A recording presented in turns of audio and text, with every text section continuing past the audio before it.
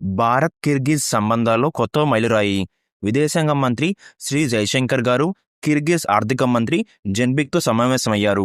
ఉగ్రవాదంపై మద్దతు ఇచ్చినందుకు కృతజ్ఞతలు తెలిపారు. బాక్సింగ్, విద్య, ఇంధనం, ఆరోగ్యం తదితర రంగాల్లో సహకారం గురించి చర్చించారు. సహకార ఒప్పందంపై ఇరువురు ప్రతినిధులు సంతకం చేశారు.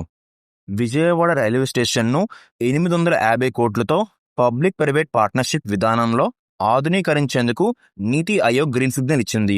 ప్రస్తుతం 12,538 చదరపు కిలోమీటర్ ఉన్న రైల్వే స్టేషన్ పరిధిని 1.54 లక్షలు పెంచుతున్నారు. 84,000 చదరపు కిలోమీటర్ స్టేషన్ని 70,000 చదరపు కిలోమీటర్ విస్తరణలో వాణిజ్య భవన సదుపాయాలు ఉండనున్నాయి. రాబోయే 30 ఏళ్లు ప్రయాణికుల రద్దీని దృష్టిలో ఉంచుకుని స్టేషన్ అభివృద్ధి చేయనున్నారు. బెంగళూరు తొక్కిసలాట ఘటనపై విచారణ సందర్భంగా కర్ణాటక ప్రభుత్వంపై హైకోర్టు ఆగ్రహం వ్యక్తం చేసింది. 2.5 లక్షల మంది వస్తే కేవలం 1000 మంది పోలీసులను బందోబస్తుగా ఉంచుతారా? స్టేడియం వద్ద అంబులెన్స్లు ఎందుకు లేవు? కనీసం ఏర్పాటు లేకుండా ఈవెంట్ను ఎలా నిర్వహిస్తారు?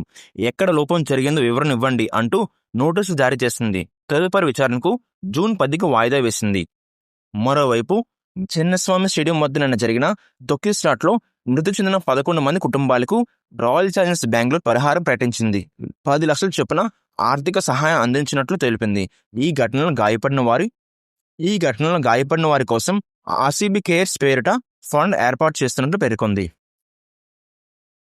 ప్రపంచ పర్యావరణ దినోత్సవం సందర్భంగా రాజధాని ప్రాంతంలో అనంతవరం ఏడీసీఎల్ పార్కులో నిర్వహించిన కార్యక్రమంలో గౌరవ ముఖ్యమంత్రి శ్రీ నారా చంద్రబాబు నాయుడు గారు మరియు ఉప ముఖ్యమంత్రి శ్రీ పవన్ కళ్యాణ్ గారు పాల్గొని మొక్కలు నాటారు. అనంతరం అక్కడ ఏర్పాటు చేసిన స్టాల్ను సందర్శించి వన మహోత్సవ సభలో ప్రజలను ఉద్దేశించి ప్రసంగిస్తూ రాష్ట్రంలో అడవులను 37% పెంచాల్సిన అవసరం ఉంది. గ్లోబల్ వార్మింగ్ అనేది పెద్ద సవాల్గా మారింది. అందుకే పర్యావరణాన్ని కాపాడాలి. ఇవాళ ఒక్కరోజే రాష్ట్రంలో 1 కోటి మొక్కలు నాటబోతున్నాము. ఈ ఏడాది 5 కోట్ల మొక్కలు నాటడమే లక్ష్యం. గత ప్రభుత్వంలో ఫోటోల కోసమే మొక్కలు నాటారు. జగన్ హెలికాప్టర్లు వెళ్తుంటే కూడా చెట్లు నరికేసేవారు అన్నారు. ఈ కార్యక్రమంలో ఉప ముఖ్యమంత్రి పవన్ కళ్యాణ్ గారితో పాటు మంత్రుల్లో పి నారాయణ, కందుల దుర్గేష్ గారు, ఉన్నత అధికారులు పాల్గొన్నారు. రేపు జూన్ 6న జమ్మూ కాశ్మీర్ ప్రజలకు ప్రత్యేక రోజు. 46,000 కోట్ల విలువైన కీలక మౌలిక వసతుల ప్రాజెక్టులకు ప్రధాని మోదీ ప్రారంభించనున్నారు. చీనా రైలు వంతెన ఒక అద్భుత నిర్మాణం మాత్రమే కాదు, జమ్మూ కాశ్మీర్ మధ్య కనెక్టివిటీని పెంచుతుంది అని ప్రధాని నరేంద్ర మోదీ ట్విట్టర్లో ట్వీట్ చేశారు.